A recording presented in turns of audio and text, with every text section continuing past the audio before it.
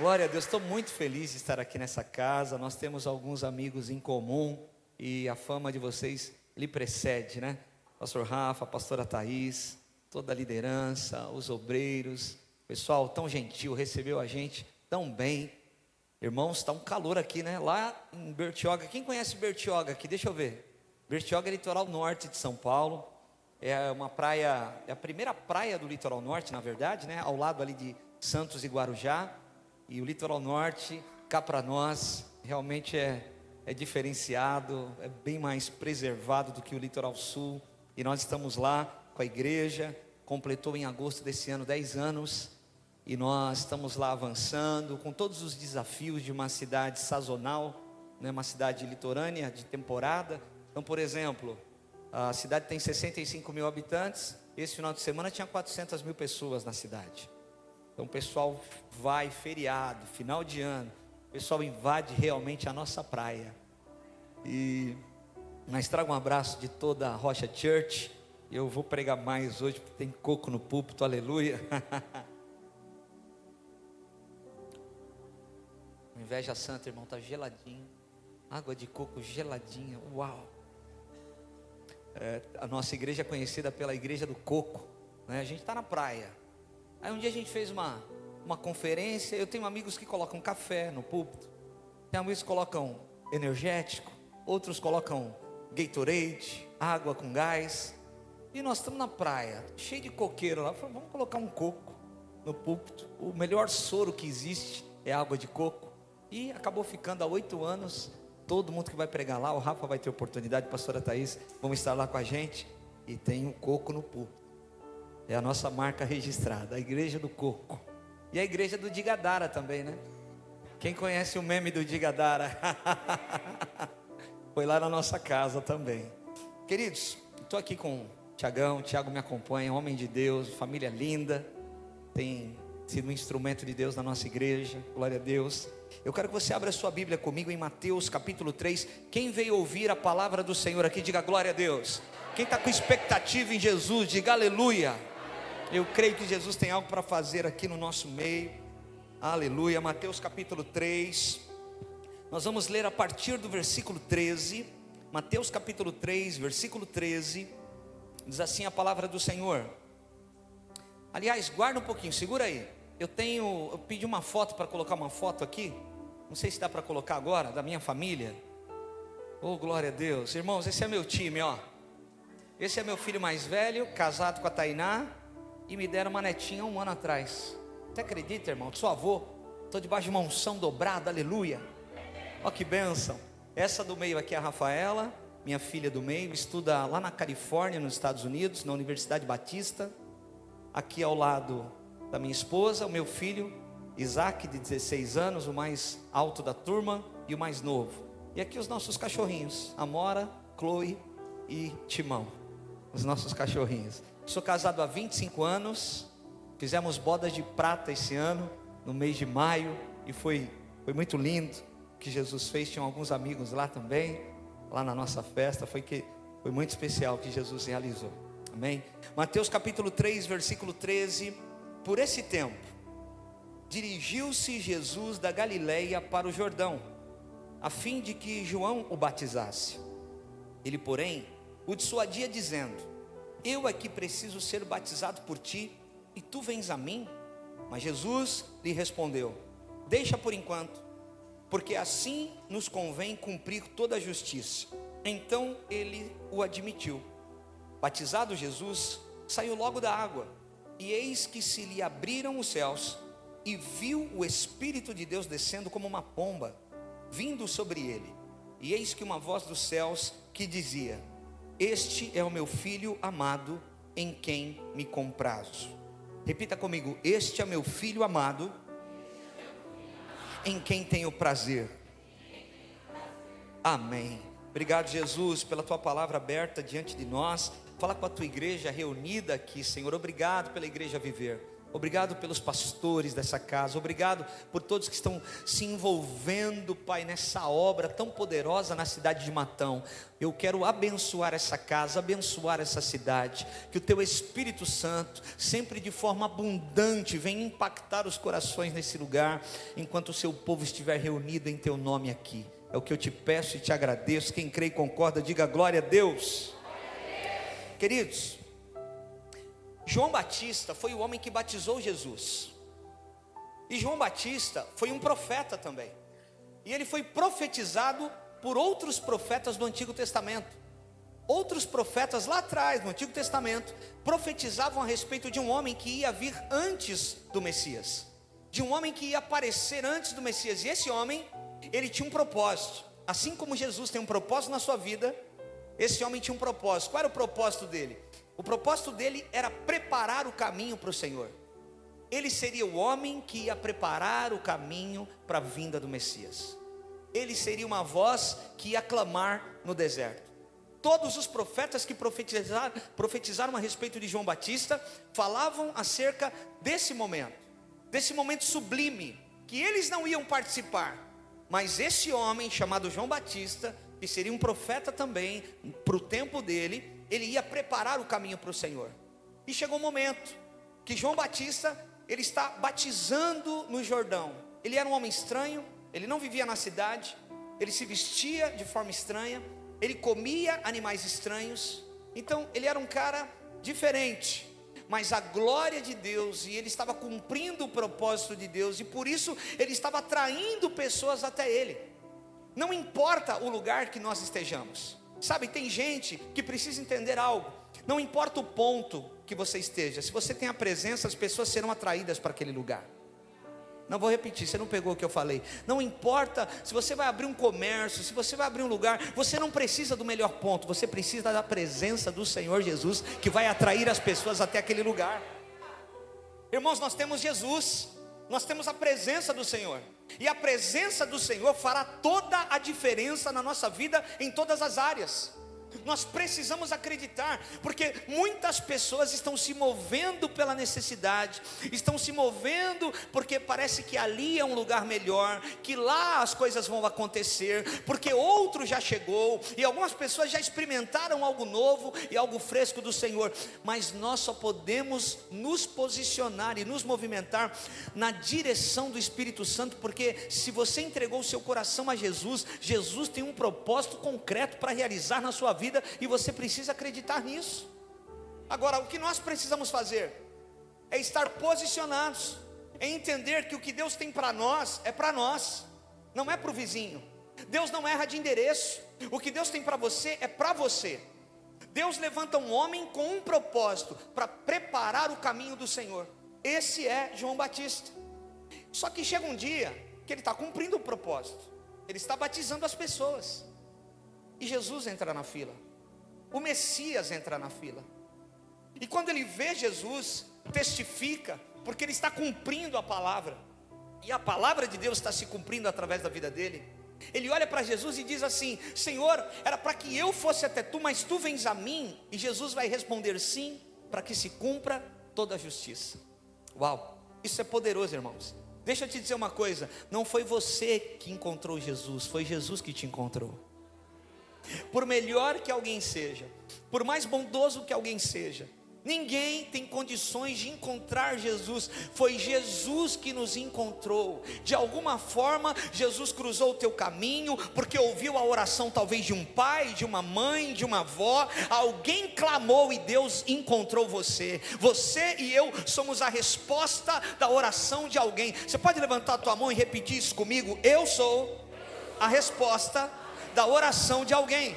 Alguém orou e Deus me encontrou. Você pode celebrar Jesus por isso, porque Jesus te encontrou. Aleluia.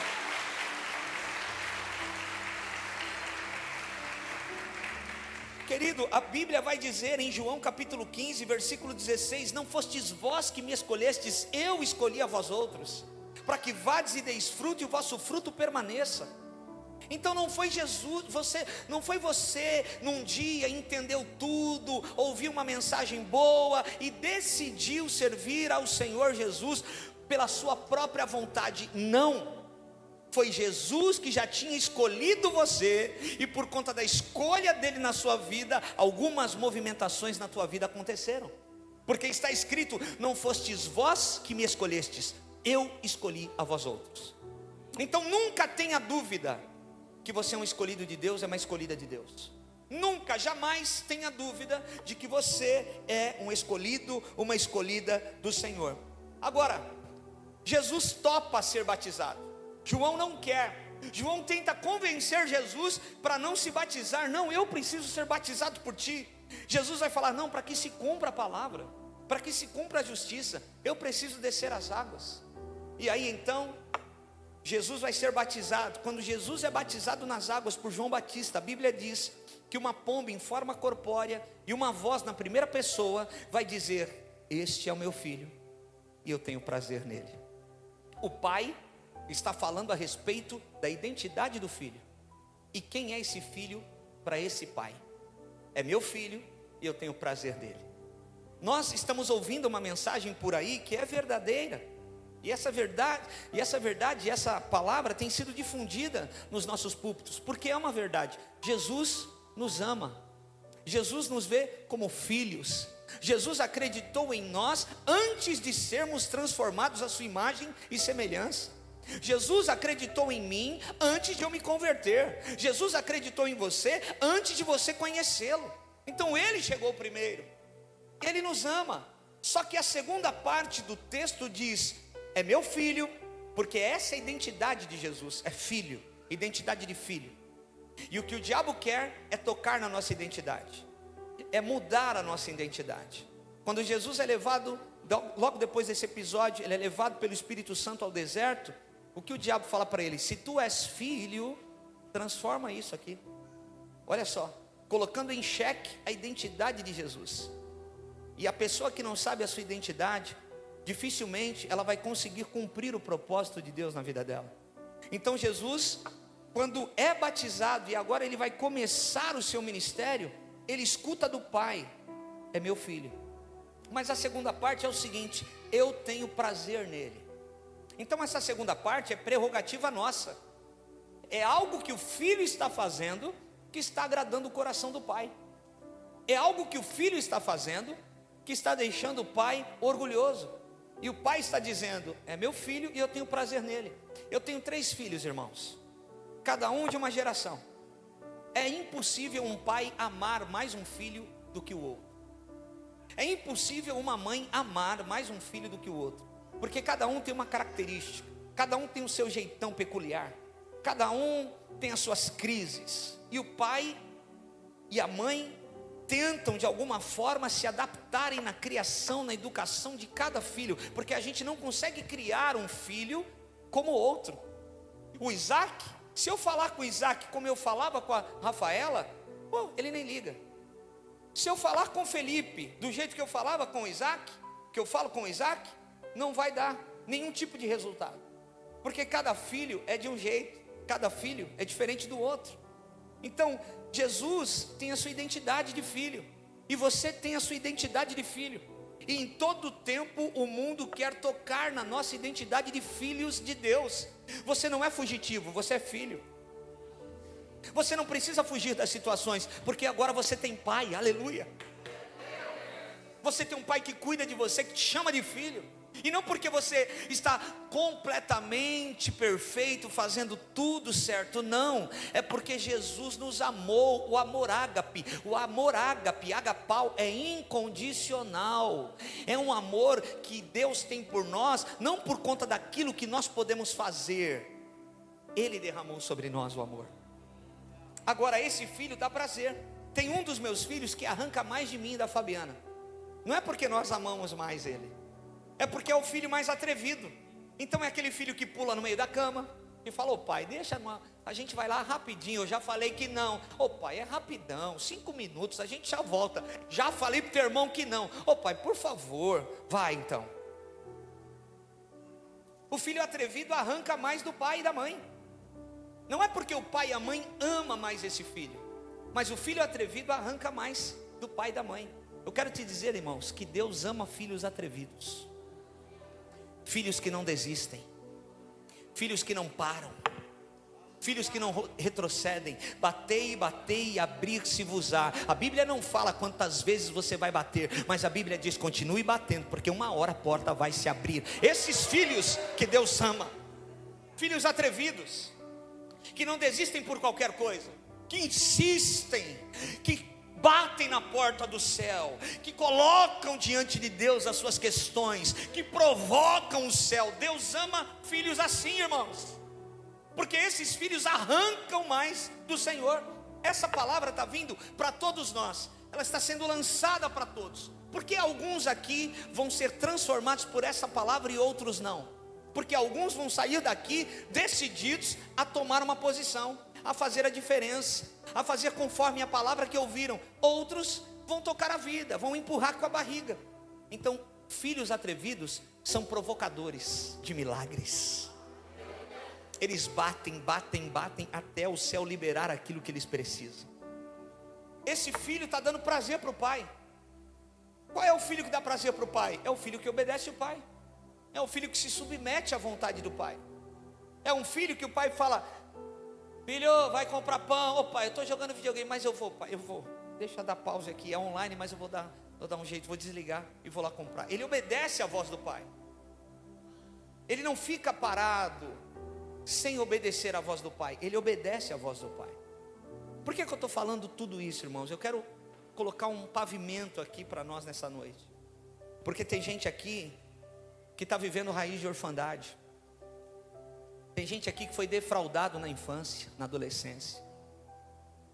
E todas as vezes que você pensa em avançar, em conquistar alguma coisa, vem aquela voz dizendo: você não pode. Olha o que aconteceu no passado. Olha o que te falaram. Pessoas que ouviram coisas na adolescência, na infância, que marcaram você a ponto de quando você quer viver algo novo, aquela palavra paralisa você. Eu vim aqui lá do litoral de São Paulo com uma palavra para libertar a sua vida dessa prisão, dessa cadeia que é a raiz da orfandade. Quem está falando com você aqui é um improvável, irmãos.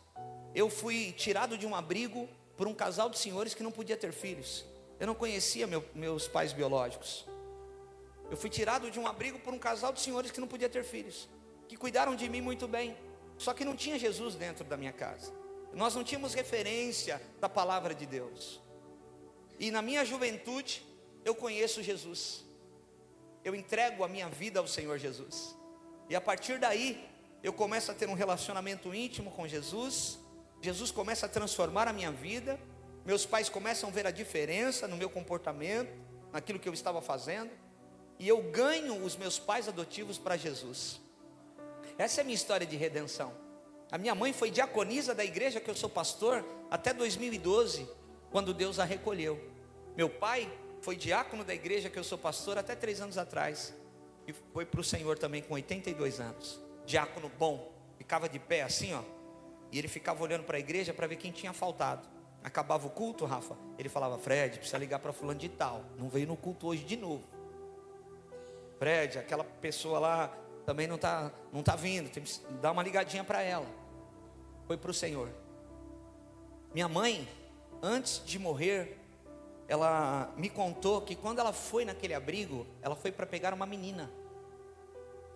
Mas quando ela chegou no abrigo, eu estava sentado numa cama, tomando uma madeira de caldo de feijão. Estava muito calor, mas eu estava com roupa de frio. E ela disse que eu soltei a mamadeira e dei um sorriso para ela. E ela falou: eu não vou levar a menina não, eu vou levar esse menino, porque o sorriso dele foi um sorriso de Deus para mim. E eu tenho um livro que eu trouxe aqui, que chama O Legado, uma história de amor verdadeiro, que eu conto esse testemunho. E eu coloco nesse livro que sorrir na crise te tira dela. Foi aquele sorriso que me tirou daquele lugar. Ouse acreditar em Deus. Nos seus piores dias, Ele é poderoso para mudar qualquer cenário. Jesus é poderoso para transformar qualquer situação. E não pense que você nasceu na família errada, que se você tivesse a oportunidade que o teu amigo teve, as coisas seriam diferentes. Não, Deus não errou com você, e Deus não vai deixar ponta solta. Levanta a tua mão, deixa eu liberar uma palavra sobre a tua vida. Nenhuma ponta solta ficará na sua história, em nome de Jesus. Nenhuma ponta solta, irmãos. A nossa história está entrelaçada com a vida de Deus em nós agora. Então Jesus tem todo o interesse em organizar a nossa vida, para que a gente tenha uma vida em abundância, que Ele prometeu através da sua palavra. E quando a gente fala em abundância, muita gente já pensa em dinheiro. A vida em abundância não tem a ver com dinheiro, é um conjunto, é um grande pacote de paz, de alegria, de felicidade, de provisão sobrenatural. É isso que muita gente precisa experimentar na presença do Senhor. É um grande pacote. Muitas pessoas estão perdidas, não sabem o que fazer, mas Deus quer organizar a nossa história. E a palavra de Deus, todas as vezes que nós temos a grande oportunidade de estarmos como estamos aqui hoje à noite, reunidos em nome do Senhor, compartilhando a palavra de Deus, querido, todas as vezes é uma grande oportunidade que nós temos de nos parecermos mais com Jesus, de sermos transformados à sua imagem e semelhança, de abandonarmos o caminho mau, de voltarmos para a rota original que Deus tem para nós, sabe? Deus não tem plano B, Deus só tem plano A. E talvez você está aqui nessa noite e você se afastou do propósito e do plano de Deus, talvez por conta de alguma dor, talvez por conta de alguma perda, talvez por conta de alguma situação que você viveu. O Senhor está aqui nessa noite através do Espírito Santo para que você volte à rota original do voo que o Senhor tem preparado para você. Será que tem alguém que acredita nisso aqui nessa noite? Deus é fiel, irmãos. Deus conserta as coisas, sabe? Agora, olha só, esse filho, que é Jesus de Mateus 3, ele está respondendo o Pai. E essa geração precisa responder o céu. Essa geração precisa ser uma geração de filhos que respondem ao chamado. Quando Deus fala, eles se posicionam. Quando Deus fala, eles se consertam. Nós precisamos ser essas pessoas, porque esse filho está dando prazer para o pai. Qual é o filho que dá prazer para o pai? Um filho que responde ao chamado do pai. Eu e você precisamos responder o chamado do pai. Deus tem um chamado para cada um de nós. Existe um dom e um talento que foi derramado sobre a sua vida, que eu preciso dele. Existem coisas que você tem que eu não tenho, que você faz com tanta maestria e eu não consigo. Mas no corpo de Cristo, uns edificam os outros em amor. Então eu preciso do dom que você tem, e é por isso que o diabo está querendo te paralisar, porque o seu dom é precioso para mim. Filhos que foram chamados, sabe, Lucas capítulo 17, existe uma passagem muito interessante. 10 leprosos, 10 homens que têm a mesma enfermidade, precisam da mesma intervenção divina, e eles avistam Jesus. De alguma forma eles sabem que Jesus pode curá-los, então eles gritam: Jesus, tem compaixão de nós, Jesus se compadece de nós. Eles não podem viver em sociedade. Eles estão esperando que Jesus imponha as mãos e cure-os. Eles estão esperando que Jesus se aproxime, dê um abraço e diga: sejam curados em meu nome. Mas Jesus de longe vai falar: vão até os sacerdotes. Eles não entenderam nada.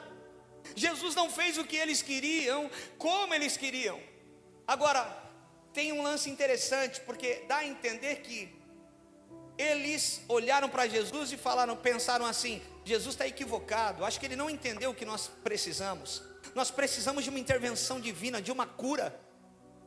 E ele está falando para nós irmos nos sacerdotes. O sacerdote naquela época era como uma vigilância sanitária. Só um sacerdote poderia testificar a cura de um leproso, para que ele pudesse voltar a viver em sociedade. Então na cabeça deles, quando Jesus fala: vão até os sacerdotes, eles olham para a pele. A doença está lá, eles não podem se apresentar diante dos sacerdotes. Mas Jesus está dizendo: vão até os sacerdotes. Eu estou falando de filhos que respondem. Jesus está dizendo: vão até os sacerdotes, mas eles devem estar pensando: ele não conhece a lei, ele não sabe que nós só podemos nos apresentar diante dos sacerdotes quando a lepra sumir, a doença é visível.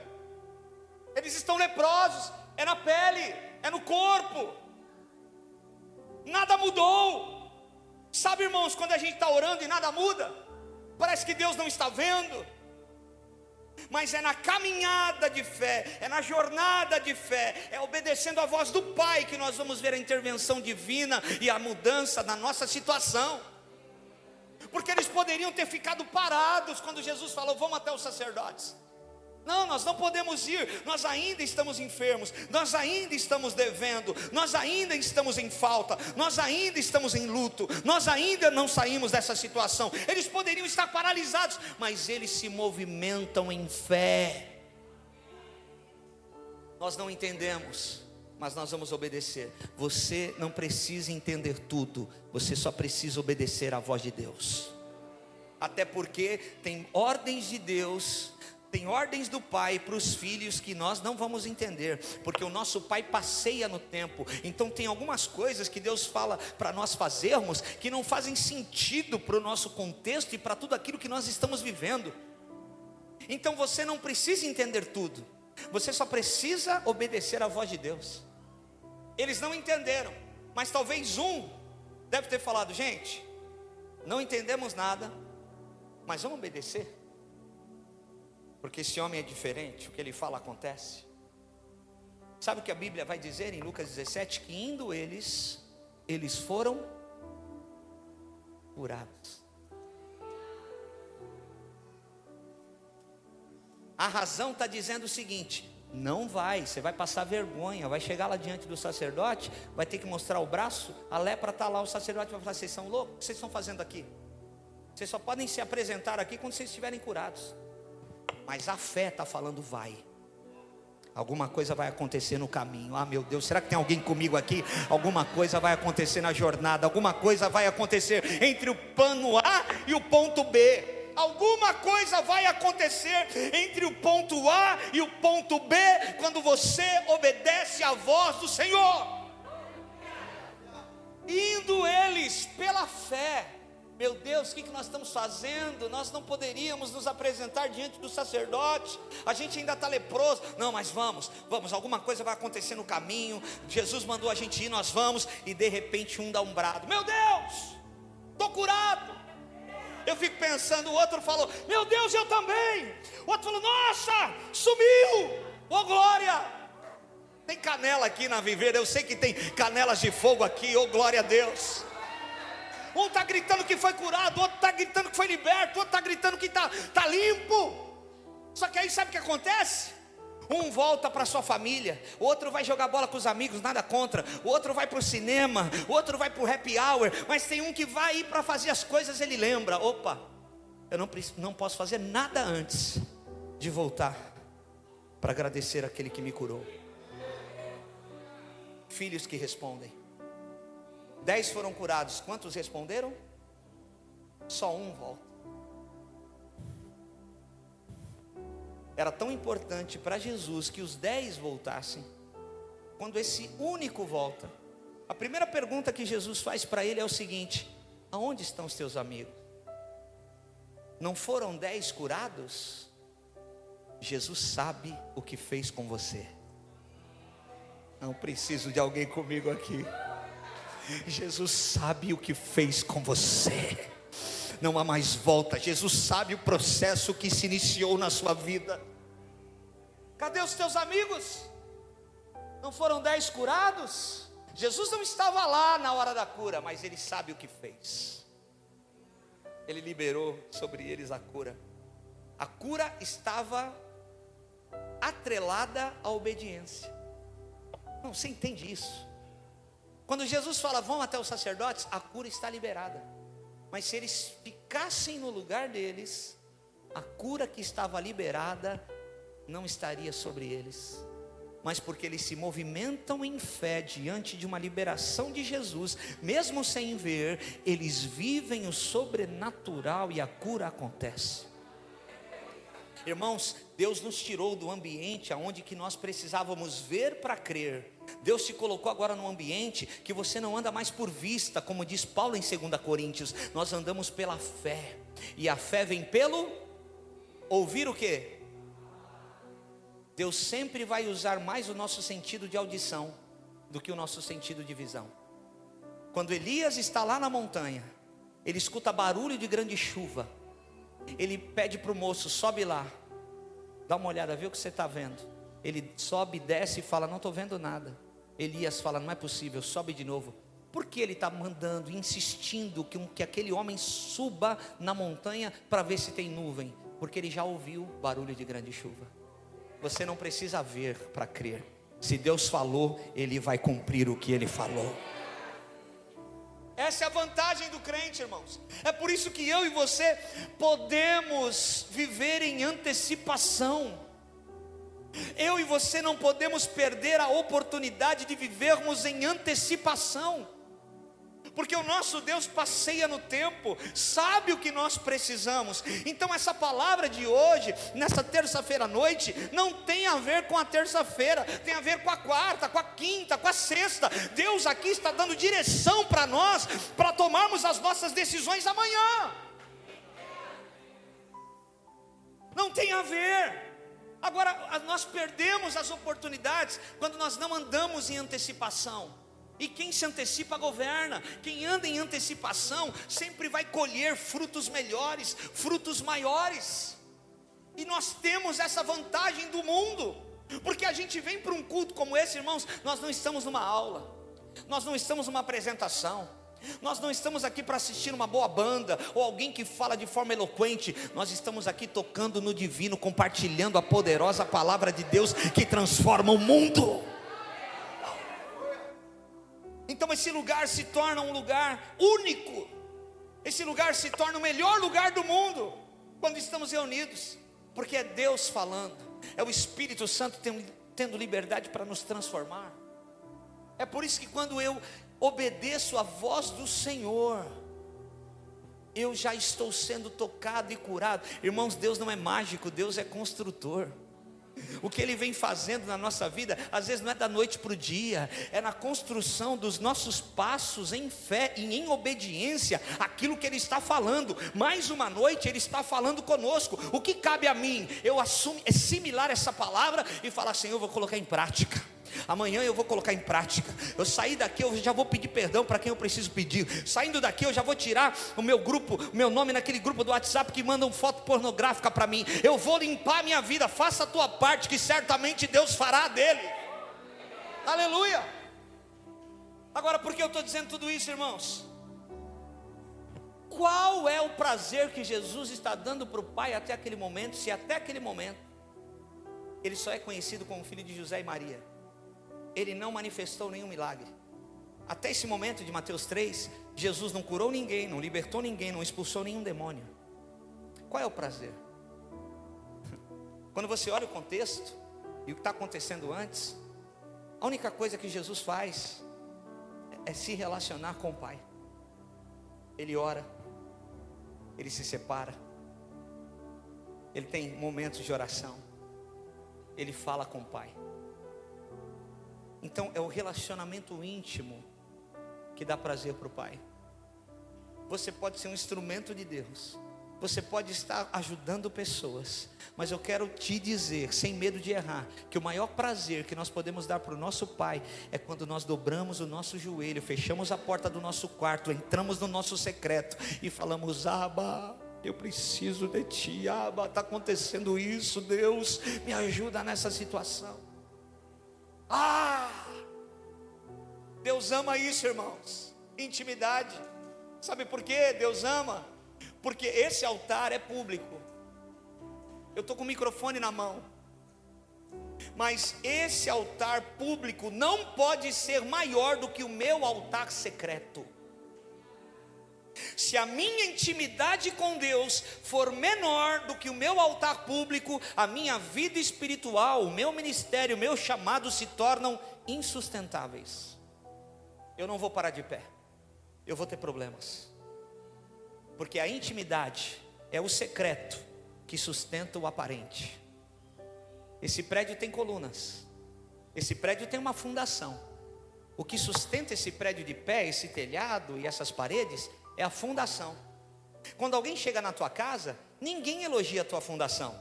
Ninguém chega na minha casa, o pastor Rafa, falando: Fred, uau, que fundação linda que você fez.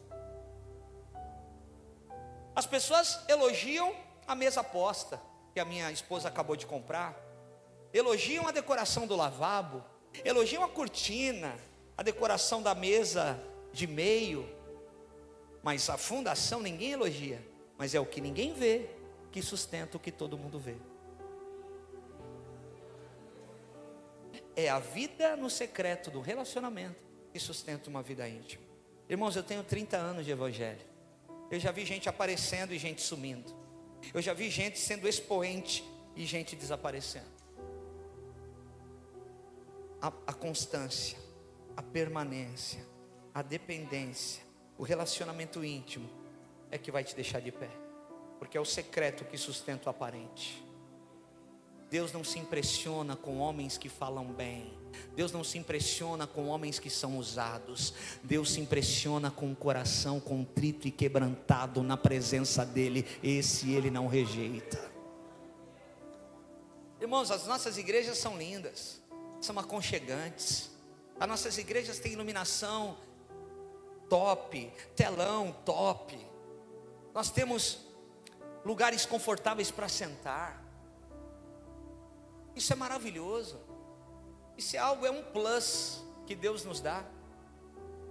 Mas se não tiver nada disso, o que importa é a presença dEle. A nossa igreja em Bertioga começou em 2009, debaixo de uma árvore, numa casinha germinada. Eu comecei a fazer um culto porque tinha um pessoal que não conseguia ir para a nossa igreja por conta de final de feriado, véspera de feriado, finais de semana. Então o pessoal não conseguia ir para a igreja, porque a Rio Santos ficava parada. Então a gente começou a fazer um culto numa casa germinada para atender os irmãos que não conseguiam ir para o culto na igreja local. E começou assim, com 6, 7 pessoas. Começava a chover, a gente arrastava as cadeiras tudo para a parede, no canto. Eu tocava violão, liberava uma palavra, a gente orava. Os nossos filhos, quando não estava chovendo, ficavam no Kids. Sabe onde era o Kids? Debaixo da árvore, na frente da casa. Lá nessa garagem, em 2009, pastora Thaís, a gente falava assim: Deus vai nos dar um lugar incrível. Nós vamos ter escola de educação por princípio. Nós vamos ter mercado solidário para atender famílias. Nós vamos ter ônibus, vans que vão buscar as pessoas nas suas casas. Parecia loucura. Mas as declarações são assinatura no mundo espiritual. E você não fala do que você vê, você fala do que você crê. O nosso contexto é mas a mensagem, ela é atemporal. Então Jesus já via as nossas declarações lá na garagenzinha.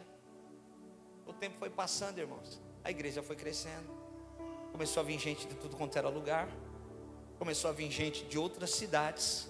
A gente teve que alugar uma pousada com 28 suítes e um supermercado embaixo.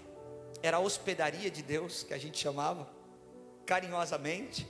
E crescendo, aí a gente teve que comprar uma van para poder buscar algumas pessoas que não tinham condições de ir para a igreja. E foi crescendo. Aí um dia, o pastor Giovanni, que cuidava de uma outra igreja nossa, na mesma cidade, faleceu em 2012. E aí o pessoal fez uma eleição e pediu para que eu cuidasse da outra igreja também. E eu fiquei por 6 meses pastoreando 2 igrejas. Fazia o culto 5 horas da tarde em uma e 7 horas da noite em outra. Por 6 meses, até Deus levantar um outro pastor naquela igreja. Só que no meio do caminho, no meio desse processo, nós ganhamos um terreno pequeno, mas já era alguma coisa. E aí, um amigo nosso falou: Fred, eu acho que eu tenho um lugar para a gente alugar para ir para as 2 igrejas. E a gente foi ver esse galpão, que era o maior galpão da cidade. Eu falei: Mauro, você está biruta, isso é fora da nossa realidade, isso não condiz com aquilo que... Você não tem fé não? Irmãos, Deus levanta uns caras do nosso lado para empurrar a gente, sabe? Para provocar o milagre de Deus. Eu tenho, mas calma aí, eu sei a realidade nossa. Não, vamos para cima, vamos. Aí levanta outro doido e mais um doido e vamos. A gente foi com as 2 igrejas em 2014 para esse local. Muita igreja nasce de uma divisão. A nossa igreja nasceu da união de 2 igrejas. E a gente foi em 2014 para esse local. O dono desse galpão tem mais 4 galpões atrás desse galpão. A gente alugou em 2014 o primeiro galpão. 2015 o segundo galpão, 2016 o terceiro galpão, 2017 o quarto galpão, 2018 o quinto galpão, alugamos tudo. E em agosto de 2018, de uma forma sobrenatural, que da próxima vez que eu vier aqui eu conto, Deus nos deu os 5 galpões. Quando Deus nos deu os 5 galpões, em 2018, em 2019, a gente começa o projeto da escola Rocha Church, Colégio Rocha, uma escola de educação por princípio, que começou com educação infantil, a gente foi para o Fundamental 1, e agora nós estamos no Fundamental 2, do 5º ao 9º ano, com quase 200 alunos, para a honra e glória do nome do Senhor Jesus. Tivemos que alugar um galpão ao lado, para o Mercado Solidário, que da última vez atendeu 60 famílias com compra de mês, não é cesta básica, é compra de mês, e agora no final do ano, todas as famílias vão levar chocotone e pernil para casa, porque Deus tem levantado mantenedores. Quando a gente se movimenta em fé, Deus levanta mantenedores para cumprir a missão. Por que eu estou dizendo tudo isso?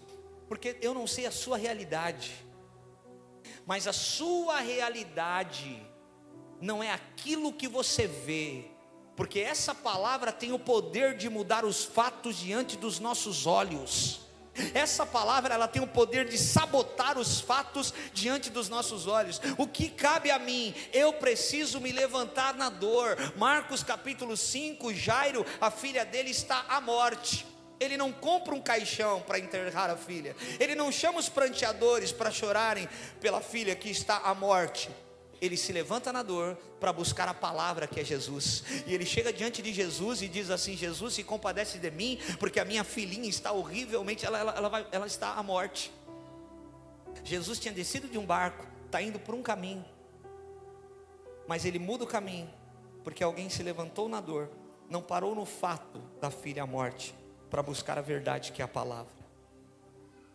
Quem se levanta na dor para buscar Jesus, muda a rota do céu. Agora Jesus não vai para onde ia, ele vai para a casa de Jairo. Quando ele está indo com Jairo, alguns amigos de Jairo e seus discípulos, a Bíblia diz que uma mulher que há 12 anos estava enferma, fica sabendo que Jesus vai passar perto da casa dela. Fato, 12 anos enferma, 12 anos hemorrágica, pálida, gastou todo o dinheiro, não foi curada. Mas ela diz na casa dela: se tão somente eu tocar nas orlas do seu manto, eu serei curada. É assim que a gente deve sair de casa para vir para o culto, com essa fé. Aqui eu estou jorrando sangue, mas se eu tocar nele eu serei curada. Ela não coloca a responsabilidade da cura dela no pastor Rafa. Ela não coloca a responsabilidade da cura dela na mulher da intercessão. Ela diz: eu vou tocar nele. Todos os maiores milagres do Novo Testamento não foram de pessoas que foram tocadas por Jesus. Todos os grandes milagres do Novo Testamento foram de pessoas que tocaram Jesus. Melhor do que ser tocado por Jesus é tocá-lo. Você e eu precisamos saber que Ele está disponível, mas eu preciso me levantar para buscar. Buscar-me-eis e me achareis, quando me buscardes de todo o vosso coração. Ela toca, ela não falou: se ele me der um abraço eu vou ser curada, se ele impor as mãos sobre a minha cabeça eu serei curada. Ela disse: se eu tocar nem que for no tzitzi, que é o talite, é o fiozinho do talite judaico que Jesus usava, se eu tocar no finalzinho do talite judaico eu serei curada. Olha onde a fé dessa mulher está. Eu preciso alcançar Jesus, nem que for a ponta do teu talite. Jesus está indo para a casa de Jairo. De repente essa mulher toca em Jesus. Quando ela toca em Jesus, Jesus fala: oh, quem me tocou? Aí sabe o que vão responder? Jesus. Estão te apertando, te abraçando, estão arrancando teu cabelo, querendo beijar você. Está todo mundo te tocando. E o Senhor está perguntando: quem te tocou? Sim, porque de mim saiu virtude. O que Jesus está dizendo com isso? Alguém entendeu aqui o que ninguém entendeu. Alguém saiu da multidão para viver o propósito. O que Jesus está dizendo? Alguém viu o que ninguém viu. De mim saiu virtude. Quem foi curado? Será? Quem foi liberto? Quem recebeu o milagre? Porque ele sabe que quando sai virtude dele, alguém recebeu o que veio buscar. quando sai virtude dele, alguém recebeu o que veio buscar, porque alguém tocou com fé. Olha a decisão dessa mulher, não foi no meio da rua, não foi porque alguém falou, ela está decidida, eu vou tocar. E quando ela toca, ela é curada imediatamente. E é tão impressionante, porque Jesus, ele continua se impressionando com quem o toca com fé, que ele para. Não, quem é essa pessoa? Essa pessoa é one of a kind, essa pessoa é diferenciada. Quem é essa pessoa que me tocou? Eu preciso conhecer, porque ela viu o que ninguém viu.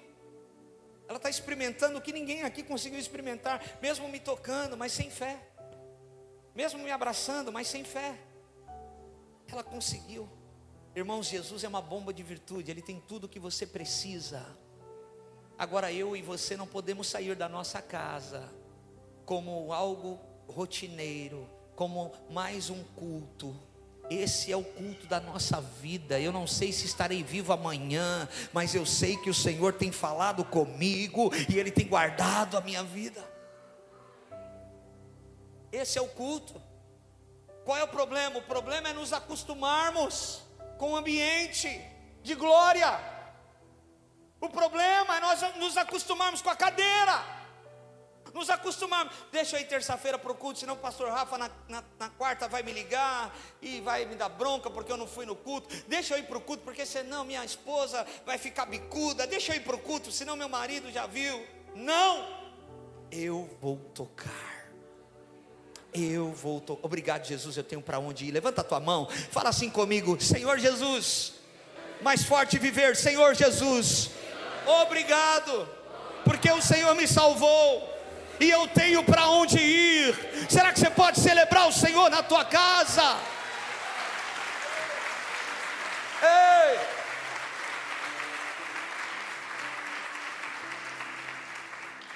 Jesus continua andando, ele vai chegar na casa de Jairo, mas antes dele chegar na casa de Jairo, já tem gente saindo da casa de Jairo dizendo: ô Jairo, não adiantou você buscar Jesus, ela morreu.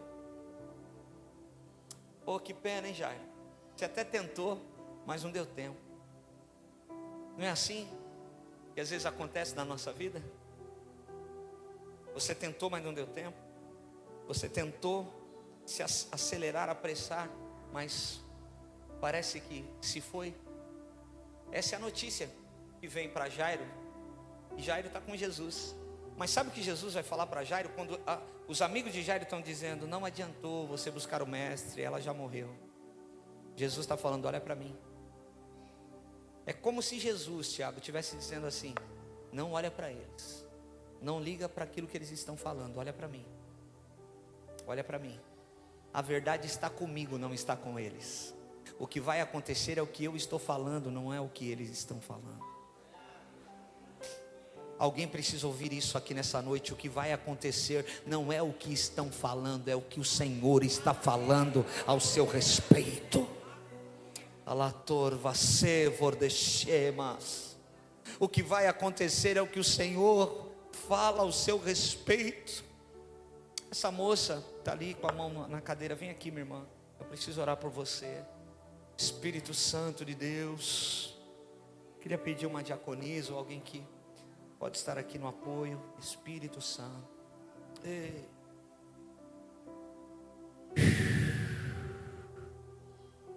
Você é filha. Yeshua.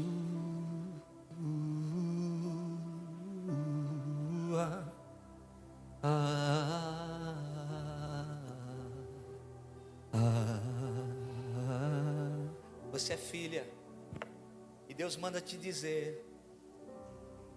E tem gente dizendo que não vai acontecer, mas a última palavra, o que vai ficar de pé, é o que o Senhor está dizendo ao seu respeito. Toda ferida do passado, toda palavra de sentença que lançaram sobre a tua vida,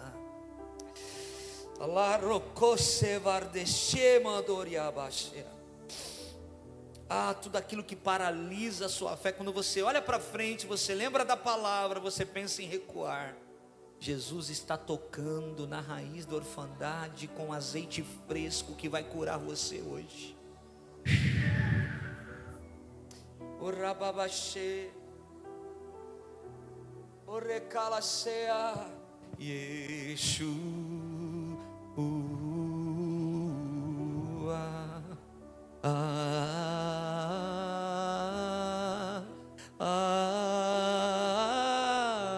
Yeshua, Yeshua,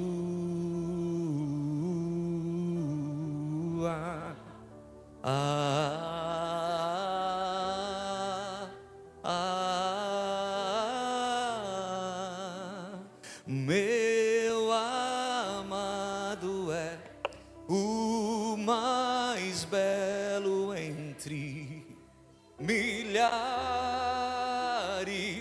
de milhares, meu amado é. Levanta a tua mão para adorar o Senhor.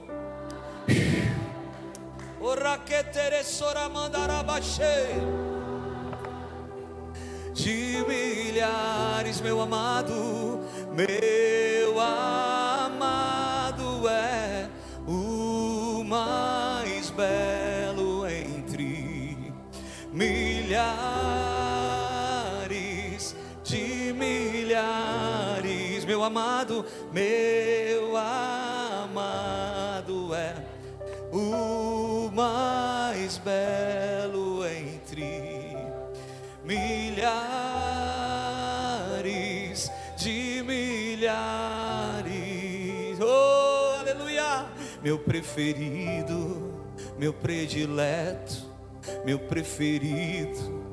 predileto é Jesus. Vordo corta la sorbi que anda la seribi calache. Ora mamande, algo novo, Deus derrama sobre a tua vida. Algo novo Deus derrama sobre a sua vida nessa noite. Algo fresco, coragem. Deus, coragem para você conquistar esse território que Deus está te colocando. Coragem. Para ser guardar-te amasso. Iria lara soteriminar a ser.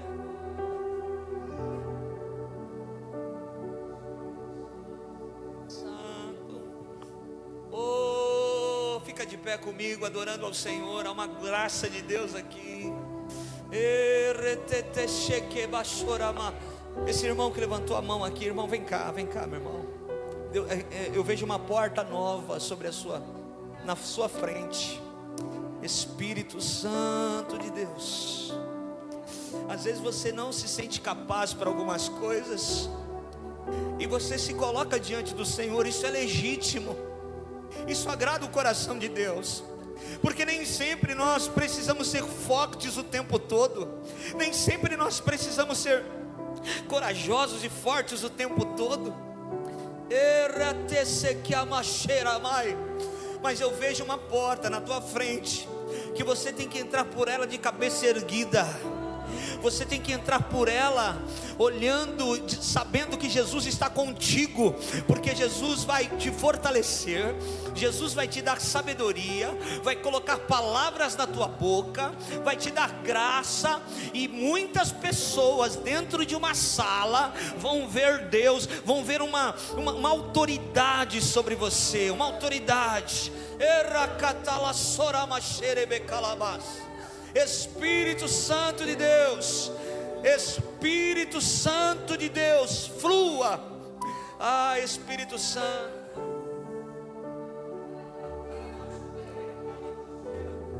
flua, Espírito Santo, flua, Espírito Santo. A tua graça nos basta, Senhor. A tua graça nos basta, Jesus. Oh, a tua graça nos basta. Flua, Espírito Santo. Comece a buscar o Senhor aí no seu lugar. Eu quero chamar aqui à frente você que talvez se sentiu incapaz diante de alguma situação. Talvez você viveu algum tipo de defraudação no passado, ou viu os teus pais se separando, ou não teve uma presença paterna tão forte dentro da tua casa. Sai do seu lugar rapidamente, vem para cá. Eu quero orar por você, porque assim como Deus me sustentou, mesmo eu não conhecendo os meus pais biológicos, toda mentira na tua mente vai cair por terra. Rapidamente, sai do seu lugar, rapidamente, sai do seu lugar. Eu preciso orar por você.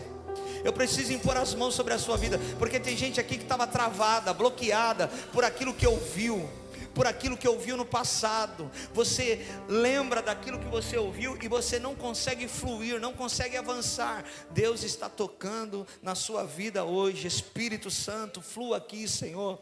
Vem com a tua graça sobre nós, Jesus. Nós vamos adorar ao Senhor. Nós vamos adorar o Senhor enquanto nós estamos orando aqui. Espírito Santo, obrigado. Obrigado pela segunda chance. Obrigado porque o Senhor está derramando azeite na raiz da orfandade. Obrigado porque às vezes nós não nos sentimos capazes, mas a tua coragem está sobre nós, Senhor. O teu manto de encorajamento, Senhor, está sobre nós.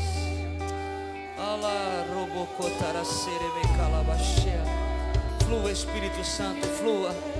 Toda mentira do diabo, toda seta que tenta nos paralisar, toda palavra de maldição lançada no passado, em nome de Jesus. Toda briga, discussão que aconteceu lá atrás, na tua adolescência, e marcou você, marcou a tua vida, em nome de Jesus, seja liberto hoje. Seja liberta.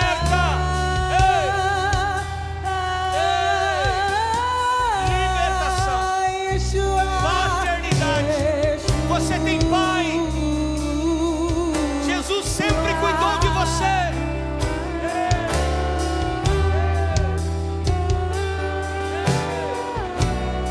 Jesus sempre cuidou.